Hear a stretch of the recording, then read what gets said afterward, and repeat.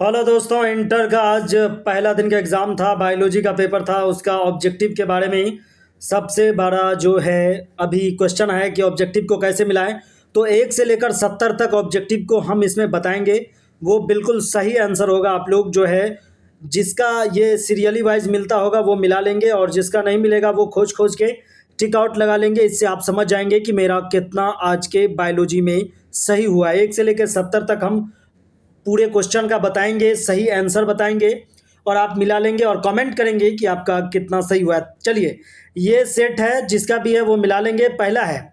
और जिसका नहीं है वो 1 से 70 तक में तो ये क्वेश्चन होगा ही, वो मिला लेंगे। पहला है कि पोमी कल्चर जो है वो किससे संबंधित है। पहला क्वेश्चन, पोमी कल्चर जो है ये फलों के उत्पादन से संबंधित है। दोस्तों, ये मेरे एक स्टूडेंट ने भेजा है, लेकिन मैं इसको जो है अपने चैनल पे डिस्कस कर रहा हूँ। जो सही आंसर होगा वो मैं बताऊंगा, ठीक ना। तो मैं जो टिक लगाऊंगा उसको आप सही समझेंगे। पोमी कल्चर फलों के उत्पादन से संबंधित है। चलिए, दूसरा क्वेश्चन जो है आ गया है। दूसरा ये है कि निम्नलिखित में कौन पारिस्थितिक तंत्र के जैविक घटक हैं। इसके आंसर उत्पादक हो जाएगा। मैं डायरेक्ट आंसर ही बताऊंगा, ज़्यादा डिस्कस करने का तो फिलहाल समय नहीं है, क्योंकि आप लोग खुद एग्जाम देने जाएंगे, अगला एग्जाम का तैयारी करेंगे। इसमें तीसरा क्वेश्चन कह रहा है कि समुद्री मछली इनमें से कौन है। इसका आंसर हिल्सा हो जाएगा। उसके बाद जो है चौथा क्वेश्चन इसमें है कि कौन कुनैन का स्रोत है। कुनैन का स्रोत जो है वो सिनकोना वृक्ष से प्राप्त होता है। तो इसका आंसर बी हो जाएगा, सिनकोना हो जाएगा कुनैन का। उसके बाद पांचवा क्वेश्चन है कि काष्ठीय आरोही लताएं कहाँ पाई जाती है। इसका आंसर सी हो जाएगा, उष्णकटिबंधीय वर्षा वन में काष्ठीय लताएं पाई जाती है। चलिए, छठा आंसर है कि क्वेश्चन है कि निम्नलिखित में किसका प्रयोग फसली पौधों में उत्परिवर्तन हेतु करते हैं। इसका आंसर जो है गामा है, अल्फा है, एक्स है, सूर्य है। कई बच्चे सूर्य की रोशनी मार दिए, लेकिन इसका आंसर गामा किरण होगा। चलिए, उस आगे डिस्कस कर लेते हैं हम कि जो है निम्नलिखित में से जो है ये क्वेश्चन जो है 7 नंबर देखिए। ये कह रहा है कि निम्नलिखित जिसका जहां भी होगा वो वहां से मिला लेंगे, और जिसका सीरियली मिल रहा है उसके लिए अच्छी बात है, लेकिन जिसका 1 से 70 में ये जहां क्वेश्चन होगा वहां जाके आप मिला लेंगे, ढूंढ सकते हैं। निम्नलिखित में ट्यूबर का कायिक प्रवर्धन होता है, किस में होता है। इसका आंसर आलू हो जाएगा। उसके बाद आठवां है कि जो क्वेश्चन आठवां है कि एलएसी ऑपरेशन में बीटा ग्लैक्टोसिडेज का कोडिंग करता है। इसमें जेड जीन हो जाएगा, आंसर ए हो जाएगा इसका। चलिए, आगे बढ़ते हैं। 9 नंबर देख लीजिए, अगला क्वेश्चन देख लीजिए। एसटीडी यौन संचारित रोग कौन कौन है। देखिए दोस्तों, यौन संचारित रोग है सिफिलिस और गोनोरिया, यानी कि एस और जी, यानी कि सिफिलिस और गोनोरिया। तो दोनों आंसर हो जाएगा, ए और बी हो जाएगा इसका 9 का फाइनल। और उसके बाद जो है इसमें क्वेश्चन है कि भ्रूण का स्थानांतरण फेलोपियन नलिका में क्या जाता है, कैसे। इसमें आंसर हो जाएगा 8 कोशिकीय है, 32 है, युग्मज है, युग्मज 8 कोशिकीय है। इसका आंसर 8 कोशिकीय भ्रूण हो जाएगा। चलिए, अगला डिस्कस कर लेते हैं हम कि ये क्वेश्चन है कि मानव जनसंख्या के वैज्ञानिक अध्ययन को क्या कहा जाता है। देखिए जो दोस्तों, इसको जनसंख्यायिकी कहा जाता है, यानी कि जनसंख्यायिकी इसका आंसर हो जाएगा। वैज्ञानिक अध्ययन जनसंख्या का जो करते हैं, डेमोग्राफी, इंग्लिश में इसको डेमोग्राफी कहते हैं। त्वचा का रंग कैसे निर्धारित किया जाता है। त्वचा का रंग जो है दोस्तों वो मात्रा पे भी निर्धारित किया जाता है, और एकाधिक जीन पे भी, गुणात्मक पे भी। इनमें से सभी, इसका आंसर शायद 12 का बिल्कुल संभावना है कि सभी हो जाएगा त्वचा के गुण में। बहुत इसमें कन्फ्यूजन भी होगा बहुत दोस्तों को, लेकिन इसका आंसर जो है वो डी हो जाएगा, ऑप्शन डी। उसके बाद 13 में न्यूरोस्पोरा के बारे में क्वेश्चन है। ये बहुत अच्छा क्वेश्चन दिया है। न्यूरोस्पोरा में 8 स्कोपोसोर कैसे बनते हैं। इसका आंसर हो जाएगा 2 समसूत्री विभाजन के तहत जो है 8 स्कोपोसोर जो है इसमें बनते हैं, जिसमें से 2 समसूत्री विभाजन होता है। उसके बाद इसमें जो है 8 स्कोपोसोर का निर्माण होता है। तो आप लोग समझ गए हैं कि इसका आंसर यही होगा। चलिए, आगे चलते हैं डिस्कस करने के लिए। महिला रूपी लक्षण वाले पुरुष को क्या कहते हैं। महिला रूपी लक्षण वाले पुरुष को जो दोस्तों, जिसमें महिला का भी लक्षण हो, इसको कहा जाता है गाइंड्रोमार्फ। गाइंड्रोमार्फ हो जाएगा इसका आंसर। चलिए, उसके बाद 15 में है, यानी कि जिसका जिस नंबर पे वो मिला लेंगे। निम्नलिखित में किस पद का प्रयोग किसी निश्चित क्षेत्र में पाई वाली जनसंख्या हेतु किया जाता है। जनसंख्या, यानी कि देखिए दोस्तों, जैसे आप लोग आसानी से दिमाग लगा सकते हैं, जातीय आवासीय बनता है। तो आवासीय जो है जनसंख्या, यानी कि आवास जहां आप रहते हैं वहां से रिलेटेड है। तो इसका आंसर हो जाएगा किसी पद का प्रयोग किसी निश्चित क्षेत्र में जनसंख्या। तो जनसंख्या यानी कि लोग जो जहां रहते हैं, दैट इज इंडेमिक, यानी कि स्थानीय इसका आंसर हो जाएगा। उसके बाद ये अच्छा क्वेश्चन है कि कौन सा प्रभाविता को डोमिनेंस F2 के संतति प्रारूपिक अनुपात को दर्शाता है। इसका आंसर 1:1 यानी कि 1:2:1 हो जाएगा इसका आंसर। उसके बाद जो है निम्नलिखित में डीएनए द्वारा आरएनए यानी कि डीएनए जो है आरएनए का फॉर्मेशन कैसे होता है, इसका आंसर ट्रांसक्रिप्शन हो जाएगा, बी हो जाएगा इसका आंसर। इसमें कह रहा है मलेरिया का रोगजनक क्या है, मलेरिया का रोगजनक आप जानते हैं प्लाज्मोडियम हो जाएगा इसका आंसर। ठीक, चलिए उसके बाद है सर्वाधिक सौर ऊर्जा का अवशोषण कौन करता है, सबसे ज़्यादा सौर ऊर्जा को कौन अवशोषित करता है, तो इसमें से हो जाएगा इसका आंसर। ये भी नहीं होगा, ये भी नहीं होगा, ये भी नहीं होगा। शैवाल जो है सर्वाधिक अवशोषण करते हैं, शैवाल उगाकर किया जा सकता है। उसके बाद आइए दोस्तों यहाँ पे डिस्कस कर लेते हैं कि जो है निम्न में से कौन सा तत्व क्लोरोफिल के पॉरीफिरिन वलय के मध्य में होते हैं। इसका आंसर न लोहा होगा, न तांबा होगा, न मैग्नीज होगा, मैग्नीशियम इसका सही आंसर हो जाएगा। उसके बाद 21 में दोस्तों जो है फाइसोफाइनाइल पायरुवेट CO2 में जो है इसमें से पूछा जा रहा है कि इसमें से क्या होगा CO2 के बारे में, जो पायरुवेट का जो है के बारे में C3 होगा कि C6 होगा कि C2 होगा कि C4 होगा, इसके बारे में पूछ रहा है। तो बहुत लोगों को इसमें कन्फ्यूजन आया होगा, वो जो है कुछ और अलग मारे होंगे, लेकिन इसका आंसर सही होगा C4 हो जाएगा इसका सही आंसर। उसके बाद जो है 22 नंबर ये क्वेश्चन में परिदल पुंज का भाग जो है परिदल पत्र होता है, ना ये होगा, ना ये होगा, ना ये होगा, परिदल पत्र सही आंसर होगा इसका। उसके बाद है निम्नलिखित में कौन सी कोशिका गतिशील होती है, गतिशील कौन सी होती है। दोस्तों आप लोग जानते हैं गतिशील कोशिका जो होता है वो आपको पता है स्पर्म सेल होता है, यानी कि शुक्राणु जो होता है वो अंडाणु में परिवेश करता है। इसकी स्पीड जो है काफ़ी फास्ट होती है, शुक्राणु अंडाणु से मिलता है, उसी के बाद भ्रूण का निर्माण होता है, तो शुक्राणु इसका आंसर हो जाएगा। उसके बाद 24 में है कि कौन लिंग संलग्न गुण है, इसका आंसर हो जाएगा रक्ताल्पता होती है, वर्णांता होती है, गंजापन होता है, इसका आंसर डी हो जाएगा, ऑप्शन डी ऑल हो जाएगा, all of the above, all answer option D हो जाएगा। निम्नलिखित में कौन जीवित जीवाश्म है, जीवित जीवाश्म के बारे में आंसर हो जाएगा दोस्तों, जो जीवित जीवाश्म होता है वो जो है लेटिमेरिया हो जाता है, इसका सही आंसर हो जाएगा लेटिमेरिया, क्योंकि जीवित जीवाश्म के बारे में जहाँ भी आपसे पूछा जाएगा आप जो है आंसर जो है सीधा मारते लेटिमेरिया। चलिए अब अगला डिस्कस करते हैं कि प्रारंभिक काल में कौन सी गैस पृथ्वी पर नहीं थी, इसका आंसर ऑक्सीजन हो जाएगा, O2 नहीं थी शुरुआत में। चलिए अगला आंसर देखते हैं, निम्नलिखित में किसके द्वारा अभिसारी विकास प्रदर्शित होता है। दोस्तों अभिसारी विकास का जो परिवर्धित का केस होता है उसमें जो है आंसर ना प्रोटोजोआ होगा, ना चूहा कुत्ता होगा। बहुत सारे लोग इसमें कंफ्यूज होंगे और इसमें कंफ्यूज होंगे, लेकिन फाइनल आंसर कुत्ता, मछली और व्हेल ही होगा, ये होगा सही आंसर इसका। उसके बाद है निम्नलिखित में कौन एटाविज्म का उदाहरण है। एटाविज्म का उदाहरण जो है क्या घुंघराले बाल होंगे, लंबे हाथ होंगे, या बच्चे में जन्म के समय छोटी पूंछ होगी, या इनमें से सभी होगी। तो दोस्तों एटाविज्म की जहां बात होगी उसमें ऑल ऑफ द यानी कि ऑल आंसर आएगा, डी जो मारे हैं वो बिल्कुल सही है। चलिए अगला डिस्कस कर लेते हैं कि जो है अगला क्वेश्चन क्या आ रहा है एटाविज्म के बारे में। उसके बाद 31 उसके बारे में मिलाते जाइएगा सब। कौन उत्कृष्ट जैव उर्वरक है, जैव उर्वरक के बारे में आंसर आ जाएगा। जैव उर्वरक जो है दोस्तों इसमें से बहुत सारे लोग मार्सिलिया मार दिए होंगे, कोई साल्विनिया, कोई टेरियम, लेकिन इसका आंसर एजोला हो जाएगा। जैव उर्वरक जहाँ भी आएगा उसका आंसर दोस्तों एजोला हो जाएगा, जो भी एजोला मारे हैं वो बिल्कुल सही हैं। चलिए अगला डिस्कस कर लेते हैं, निम्नलिखित में कौन मनुष्य के विकास में महत्वपूर्ण प्रवृत्ति निभाता है। तो इसका आंसर सी हो जाएगा, बढ़ती हुई कपाल क्षमता, इंक्रीजिंग क्रैनियल कैपेसिटी, इसका आंसर हो जाएगा। उसके बाद अगला क्वेश्चन है निम्नलिखित में अमीबा का क्वेश्चन में बहुत सारे लोग अनुकूलन के बारे में पूछा गया है, इसमें बहुत कंफ्यूज होंगे, कोई विखंडन मारे होंगे, कोई बहुखंडन, कोई मुकुलन, कोई द्विखंडन, इसके बारे में आंसर सही हो जाएगा, बहुखंडन आंसर हो जाएगा अमीबा के बारे में। चलिए अगला क्वेश्चन है मनुष्य में शुक्राणुओं की क्षमता कहाँ विकसित होती है। शुक्राणुओं की क्षमता जो है दोस्तों जो शुक्राणु का जो है ह्यूमन स्पर्म्स अकर्स, ये जो है वहाँ इसका आंसर न विरसन होगा, न शुक्रवाहिका, न योनि, स्त्री जनन मार्ग हो जाएगा। उसके बाद दोस्तों अगला है निम्नलिखित में किसके द्वारा जुड़वा भाइयों का, जैसे ट्विंस मतलब होता है जुड़वा जो है किसके कारण होता है। जैसे एक ही जायगोट अगर दोनों बच्चे में है तो वो जुड़वा का केस बन जाता है, जैसे जुड़वा भाई बहन सुने होंगे आप लोग, उसमें एक ही जायगोट होता है।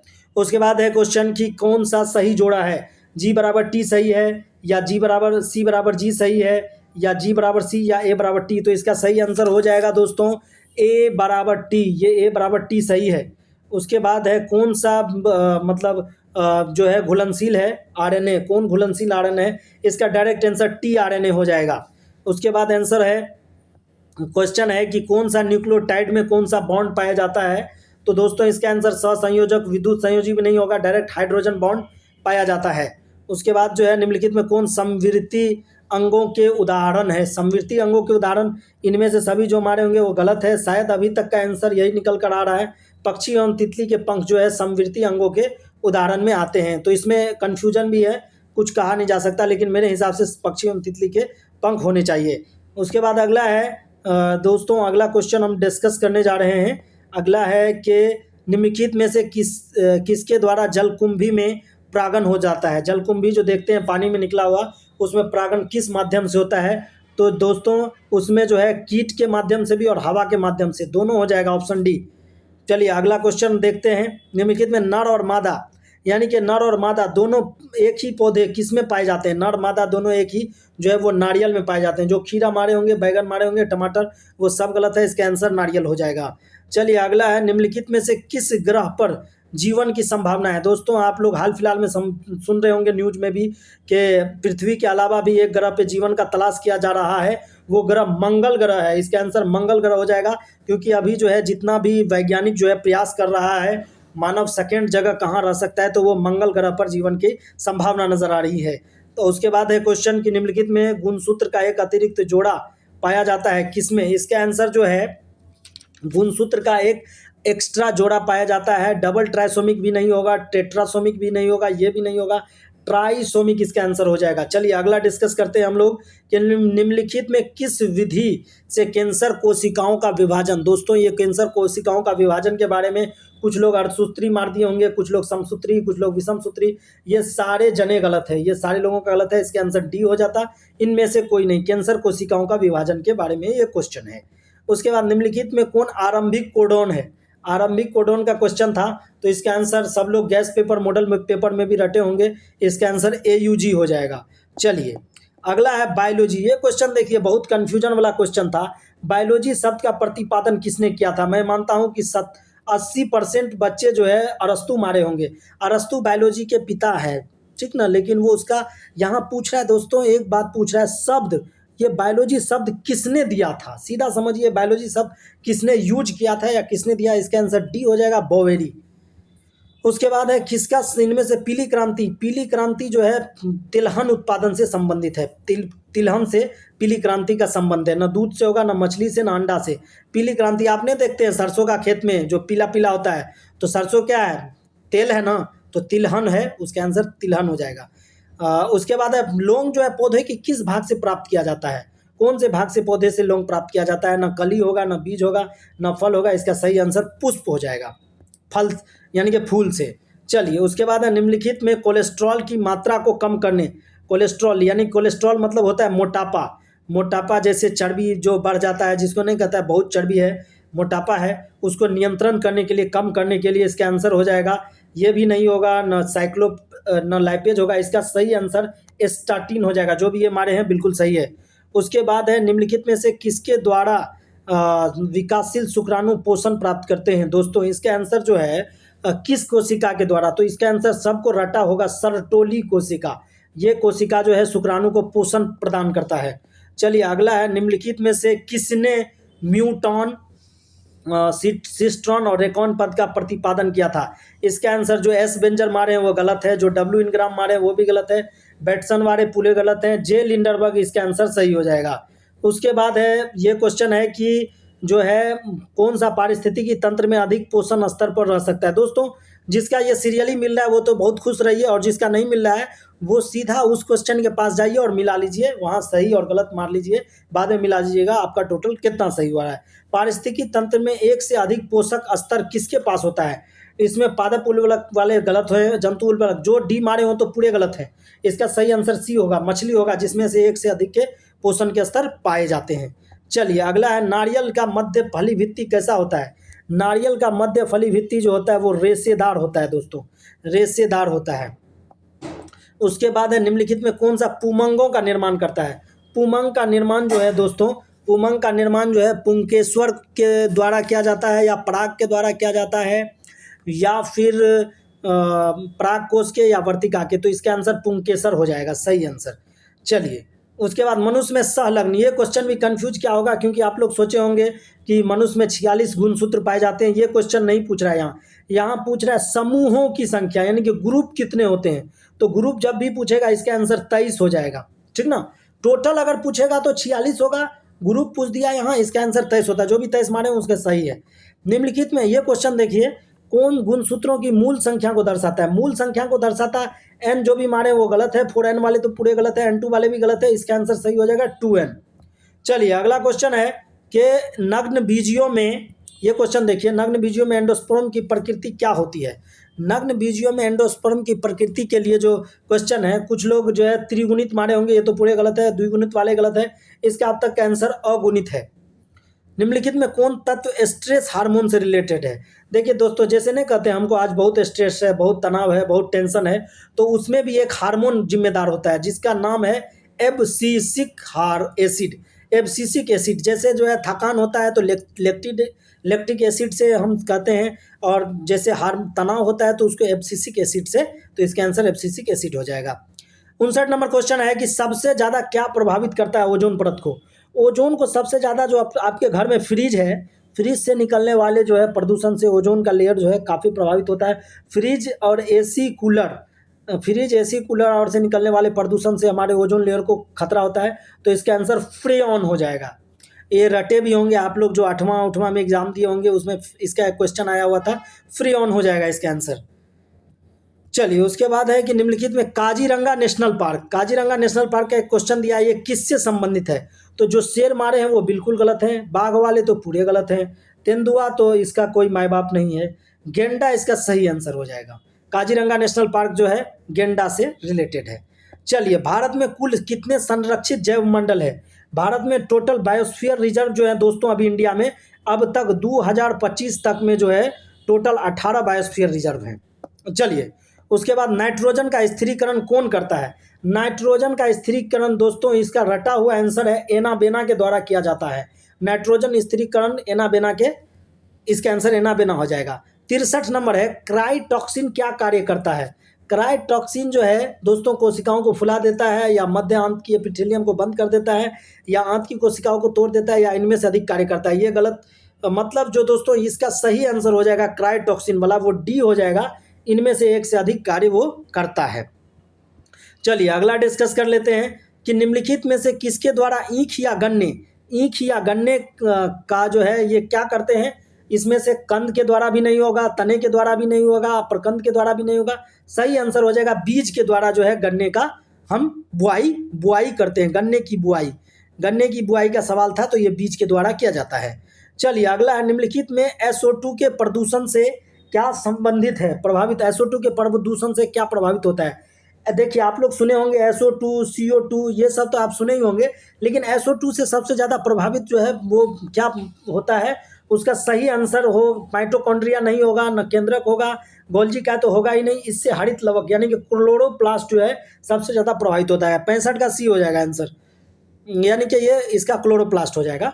जन्म से लेकर मृत्यु तक के बीच की अवधि को क्या कहते हैं। जन्म से लेकर मृत्यु तक के बीच की अवधि को जीवन काल कहा जाता है। जैसे नहीं कहते हैं इतना साल वो जिया है, तो मृत्यु से, जन्म से लेके मृत्यु तक के बीच का ग्राफ पूछ रहा है कि यहाँ से यहाँ तक का क्या होगा, इसको जीवन काल कहा जाता है। तो इसका आंसर जीवन काल हो जाएगा। जो भी मारे हैं वो बिल्कुल सही है। अगला है कि निम्नलिखित में से किस हार्मोन के द्वारा सरटोली कोशिकाओं का नियंत्रण होता है। सरटोली कोशिकाओं को कौन नियंत्रित करता है। LH वाले पूरे गलत हैं, प्रोलेक्टिन भी गलत है, GH भी गलत है, इसका आंसर FSH हो जाएगा। जो भी मारे हैं वो बिल्कुल सही है। जो यहाँ से जो भी आप लोग देख रहे हैं, इससे अगर मिला लेंगे तो आप टेंशन फ्री रहिए, आपका उतना हर हाल में सही होगा। उसके बाद है निम्नलिखित में कौन अपरा से होकर नहीं गुजर सकता है। अपरा से, देखिए मदर, ये जो है अपरा के बारे में पूछ रहा है, प्लेसेंटा के बारे में क्या नहीं गुजर सकता है। देखिए प्लेसेंटा जो है भ्रूण को जो है पोषण प्रोवाइड करता है, भ्रूण इसी से पोषण लेता है। इसका आंसर एल्कोहल जो है ये तो होगा ही नहीं, लोहा भी नहीं होगा, न वसा अम्ल होगा, ये मातृ परिरक्षित, इसका आंसर डी हो जाएगा। मैटरनल एंटीबॉडीज, उसके बाद जो है वो क्वेश्चन अगला है, हम क्वेश्चन ही बोल के कर रहे हैं ताकि आप क्वेश्चन से मिला सके, ठीक ना। निम्नलिखित में कौन सी प्रजातियों का निर्माण में नई प्रजातियों के निर्माण में नई प्रजाति के निर्माण में महत्वपूर्ण कारक कौन है? इसका आंसर जो है विलगन भी है, कि उत्परिवर्तन भी है, ऑप्शन में विविधता भी है, प्रतियोगिता भी है। तो इसका आंसर क्या होगा? इसका आंसर दोस्तों एक लाइन में आपको हम समझाएं तो इसका आंसर जो होगा वो सीधे कहें तो उत्परिवर्तन जो हमारे हैं वो बिल्कुल सही है। चलिए लास्ट पे आ गए हैं दोस्तों, लास्ट है यहाँ पे, ब्लास्टोपोर को किस नाम से जानते हैं? यानी कि निम्नलिखित में किसके विवर द्वारा ब्लास्टोपोर के नाम से जानते हैं? इसका आंसर जो है वो कंदुक हो जाएगा। जो भी कंदुक मारे हैं वो बिल्कुल सही है, तंतुतक वाले गलत है, कोरक वाले गलत है, तंत्रिका वाले गलत है। इसका आंसर कंदुक हो जाएगा। तो दोस्तों आज के इंटरमीडिएट के एग्जाम का तमाम क्वेश्चन का टोटल ऑब्जेक्टिव का डिस्कस आपको इस चैनल पे मिल गया। इंटर के तमाम जो है क्वेश्चन का डिस्कशन हम ऑब्जेक्टिव का करते रहेंगे आपके बीच, और सही सही बिल्कुल राइट टू राइट 1 से लेकर 70, और उसमें से आपका जो है 35 ही बनाना था, 35 मार्क्स ही आपके जोड़े जाएंगे 70 में, यानी कि 50% इसके 35 जो हैं वही आपके ऑब्जेक्टिव के जोड़े जाएंगे। तो आप लोग जानते हैं कि बायोलॉजी में जो है 100 नंबर का एग्जाम होते हैं, जिसमें जो है 70 का आप एग्जाम देते हैं और 30 नंबर जो है आपको अपने स्कूल से मिलता है प्रैक्टिकल का, और 70 में 35 ऑब्जेक्टिव ही रहते हैं। तो दोस्तों ये इस तरह से ये जो है ऑब्जेक्टिव जो है आपके लिए बहुत आसान पैटर्न है। ऑब्जेक्टिव की तैयारी कीजिए आप लोग अगले एग्जाम की। जिसको इस एग्जाम में कम आ रहे हैं वो टेंशन नहीं लेना है, अगले एग्जाम को 4 के आना है। तो धन्यवाद, चैनल पे बने रहिए, तमाम तरह का अपडेट आपको देके इंटर से रिलेटेड और इंटर के जो भी एग्जाम अगले एग्जाम से भी रिलेटेड मेन क्वेश्चन आपको मिलता रहेगा। और आप कमेंट करके बताइए कि आपका कितना सही हुआ है, और आप लोग को अगले एग्जाम के लिए बहुत बहुत शुभकामनाएं, बधाई। और चैनल पे अपना प्यारा सा सपोर्ट दीजिए, वीडियो को लाइक कीजिए, शेयर कीजिए और कमेंट कीजिए कि आपका टोटल कितना सही हुआ है। धन्यवाद।